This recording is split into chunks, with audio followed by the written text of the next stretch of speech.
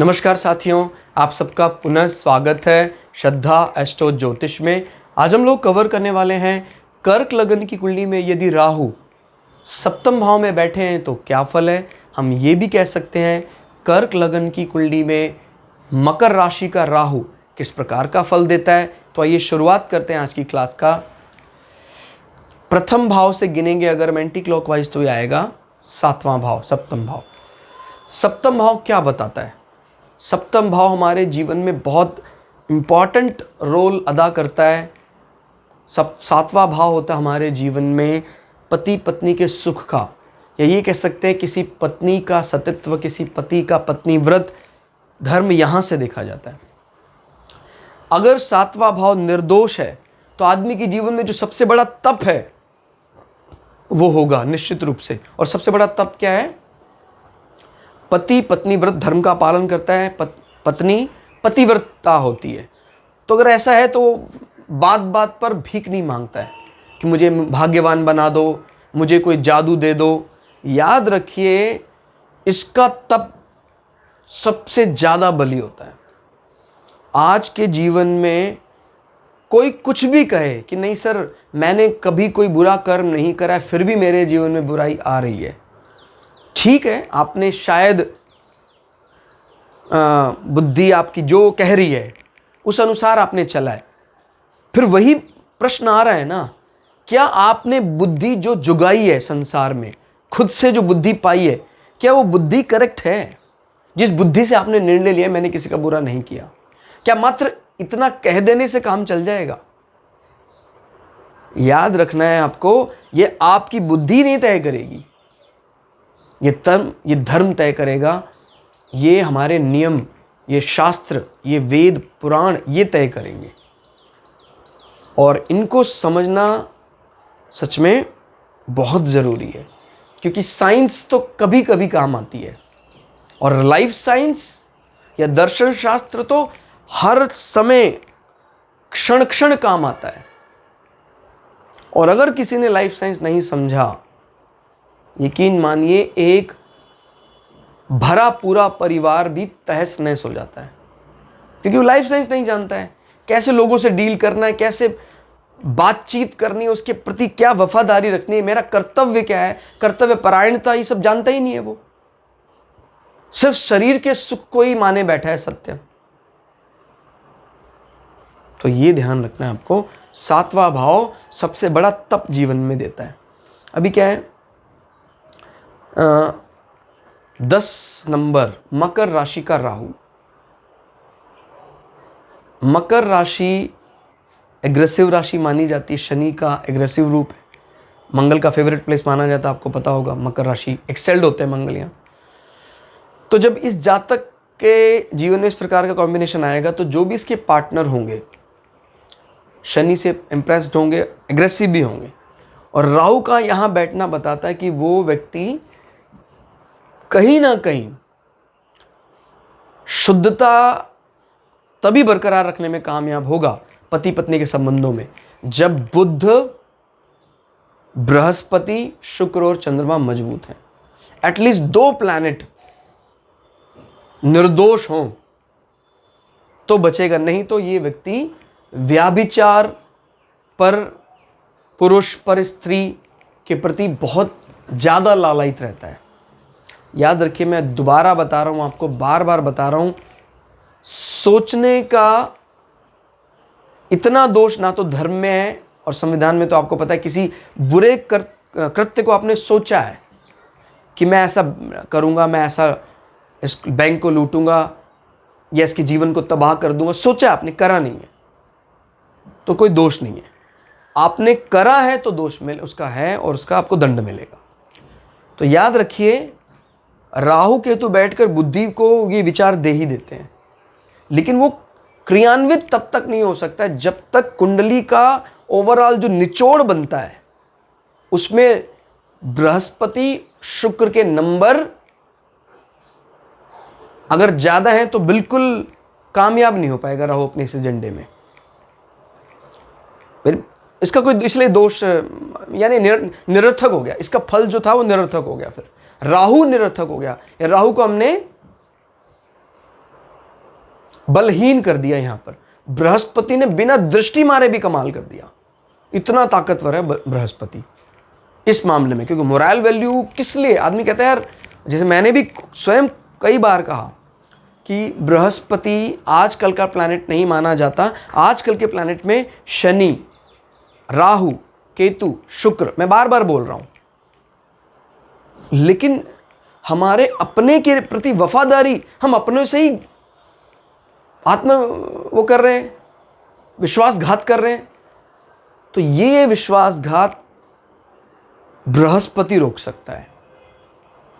यहां तक कि इतनी शुचिता शुक्र के पास भी नहीं है, इतनी शुचिता बृहस्पति के पास है। तो इसलिए हमें बृहस्पति का बलि होना बेहद जरूरी है। क्योंकि जब हम रहेंगे ही नहीं तो फिर हम लग्जरी को लेकर करेंगे क्या?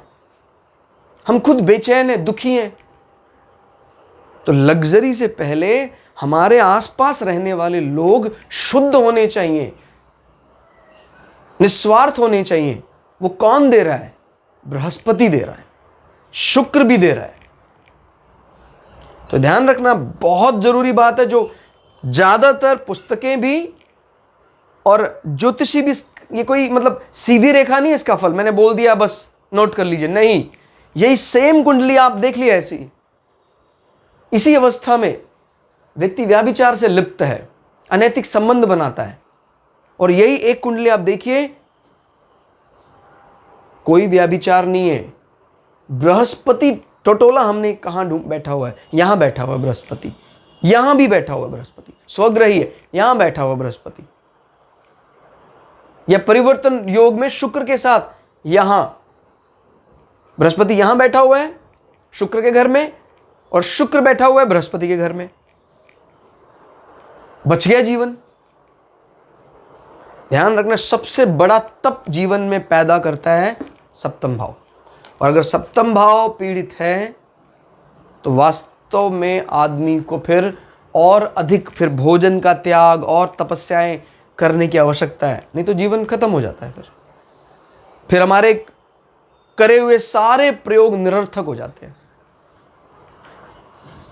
क्लियर होगा? आई थिंक समझ में आ गया होगा। सबसे टिपिकल है राहु को समझना। हमने सूर्य को समझ लिया, हमने चंद्रमा को समझ लिया, बुध, बृहस्पति, शुक्र, शनि सब समझ में आ गए होंगे।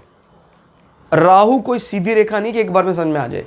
मेष लग्न में राहु बैठता है, जान से भी मार देता है, खत्म कर देता है। और मेष लग्न का ही राहु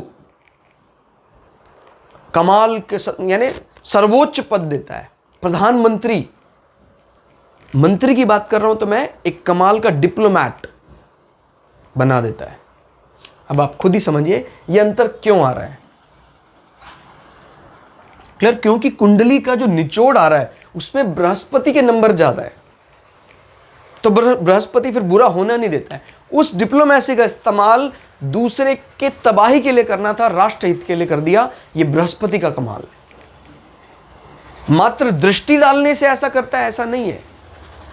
क्योंकि आपको नंबरिंग कुंडली को जब ओवरऑल निचोड़ देना होगा, सार निकालना है कुंडली का, तो ये तो तय करेंगे ना आपकी नहीं करेंगे कि बृहस्पति कितने वेटेज का है, शुक्र कितने वेटेज का है। कहता भैया तो बहुत बली है कुंडली के, तो फिर अनुशासन में रहना ही पड़ेगा। राहु एक ऐसा प्लैनेट है जो बृहस्पति तक की इज्जत करता है। ये कह लीजिए आप, बृहस्पति इकलौता ऐसा प्लैनेट है जिसकी सभी ग्रह इज्जत करते हैं।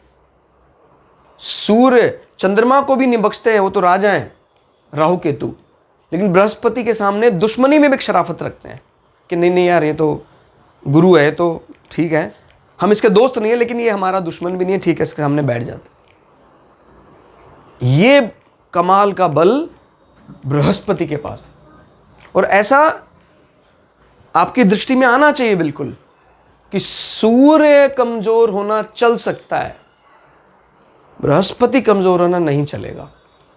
और अगर सूर्य किसी कुंडली में कमजोर का है लेकिन साथ में या तो बृहस्पति बैठा है या बृहस्पति नजर बनाए हुए, तो सूर्य क्या है? राजा। बृहस्पति क्या है? उसका गुरु। मान लो कोई कमजोर राजा है उसका, लेकिन उसका जो गुरु है वो बड़ा तीक्ष्ण बुद्धि है, मजाल उस राज्य पर कोई आक्रमण कर दे, ईंट से ईंट बजवा देगा कौन? गुरु। चंद्रगुप्त मौर्य ने शासन नहीं किया, शासन किया चाणक्य के नियमों ने, उस प्रधानमंत्री के नियमों ने शासन किया। चंद्रगुप्त मौर्य तो एक सामान्य व्यक्ति, उस सामान्य व्यक्ति को सम्राट बनाने का काम उसके गुरु ने किया। यहां पर भी ये बात याद रखनी है, सूर्य को सम्राट कौन बनाता है? सूर्य को सम्राट बृहस्पति बनाता है। कहता जी कुंडली में सूर्य 2 डिग्री का है, कोई बात नहीं, बृहस्पति 20 डिग्री का है, मैच्योर होकर उसके साथ बैठा है या उस पर नजर बनाए हुए है। आपको राज की सम्मान किसी भी कीमत पर मिलेगा। और पता लगा बृहस्पति टूटा हुआ है, आपका क्रैश हो चुका है, खत्म हो चुका है, सूर्य बहुत अच्छा है, क्या करेंगे आप उस सम्मान का? आप उस सम्मान से सिर्फ जीवन में विलासिता लेकर आएंगे, तबाह हो जाएंगे। भारत में और हुआ क्या है, हमारे गर्त में जाने का कारण यही रहा, गुरुओं को भगाओ, राजा राज करता है। भैया राजा नहीं राज करता है, आप पढ़ लीजिए इतिहास, राज करता है गुरु, गुरु की बनाई हुई नीतियां। अगर गुरु का सम्मान गया, राष्ट्र तबाह हो जाएगा। तो यहां पर राहु बैठकर सच में डिस्टर्बेंस क्रिएट करेगा। प्रेम संबंधों में आदमी डिप्लोमेट होगा, अगर व्यापार की बात करते हैं डिप्लोमेट होगा, एक अच्छी डिप्लोमेसी यहां शो करता है। लेकिन जो हमारे पार्टनर के साथ संबंध है यार, वहां पर ये डिप्लोमेसी ज़्यादा अच्छी नहीं होती। बृहस्पति मजबूत है तो शुरुआती खटास के बाद गाड़ी चलने लग जाएगी। ठीक हो गया। पंचम दृष्टि देखते हैं, 1 2 3 4 5। पांचवी दृष्टि से राहु मजबूत राशि में देख रहा है, आपके विवाह के बाद आपके आय के साधन बढ़ जाएंगे। क्लियर हो गया। आपकी इच्छा पूर्ति, यानी एकादश भाव इच्छा पूर्ति में देखा जाता है, इच्छा पूर्ति करवाएगा, उसका डायरेक्टली इनडायरेक्टली आपका पार्टनर उसमें रिस्पॉन्सिबल होगा। कई विषयों की पूर्ति में आपका पार्टनर इन्वॉल्व होगा। तो इसलिए कामना यही करते हैं कि भाई आपका शुक्र और आपका बृहस्पति अच्छी अवस्था में हो, निर्दोष हो। 5 6 7 सातवें भाव की दृष्टि को हम नहीं मान रहे क्योंकि हमने राहु को अंधा माना है। कौन सी दृष्टि के लिए? 7वीं दृष्टि के लिए। 7 8 9 9वीं दृष्टि से राहु कन्या राशि में नजर बनाए हुए, और तीसरा भाव हमारे पराक्रम का है। आप विवाह के बाद और पराक्रमी हो जाएंगे, मोटिवेटेड हो जाएंगे, आप किसी कार्य की शुरुआत बहुत अच्छी करेंगे राहु की दृष्टि से। राहु आपको कम्युनिकेशन इंडस्ट्री की तरफ लेकर अग्रसर हो जाएगा। क्लियर होगा। हालांकि फॉर्मल कम्युनिकेशन में भी आपके बोलचाल को अच्छा माना जा सकता है। आप अच्छे बुद्धि, अगर बुद्ध भी यहाँ बैठा हुआ हो तो सदी हुई बुद्धि से आप सबको जीत लेते हैं। मतलब एक तो होता है कैसे जीत रहा है, यानी इमोशनली उन पर राज करना, एक होता है विवश कर देना उनको अपनी बात मनवाने के लिए। तो राहु यहाँ बात मनवाने के लिए विवश कर देगा। आपको ऐसी बोलचाल की कला है कि आप विवश कर देते हैं दूसरों को अपनी बात मनवाने में। दिलों पर राज करने वाली भाषा अलग होती है, बात मनवाने वाली भाषा अलग होती है। राहु बात मनवाता है, दिलों पर राज कोई और ही करता है। दिलों पर राज करने के लिए वाणी में फीमेलिक प्रॉपर्टी भी होनी जरूरी, लाइक चंद्रमा है, शुक्र, स्पेशली शुक्र क्योंकि वो मंत्री भी है और वो बहुत ज़्यादा सौम्य भी है, मधुर वाणी है, तो शुक्र दिलों पर राज कर सकता है। राहु इस विषय में थोड़ा कमज़ोर है। तो कुल मिला के सप्तम भाव में हमें एक दरकार है, यानी डिपेंडेंसी है हमारी। अदरवाइज सातवें भाव को ये डिस्टर्ब कर सकता है, आपके प्रेम संबंधों को निर्दोष नहीं रखेगा, आदमी अनैतिक संबंधों की तरफ बढ़ता है। आज की क्लास में इतना ही। क्लास आपको कैसी लगी कमेंट करके जरूर बताइएगा। मिलते हैं अगली क्लास में, तब तक के लिए जय श्री भगु पराशरा, जय श्री शुक्राचार्य, नमस्कार।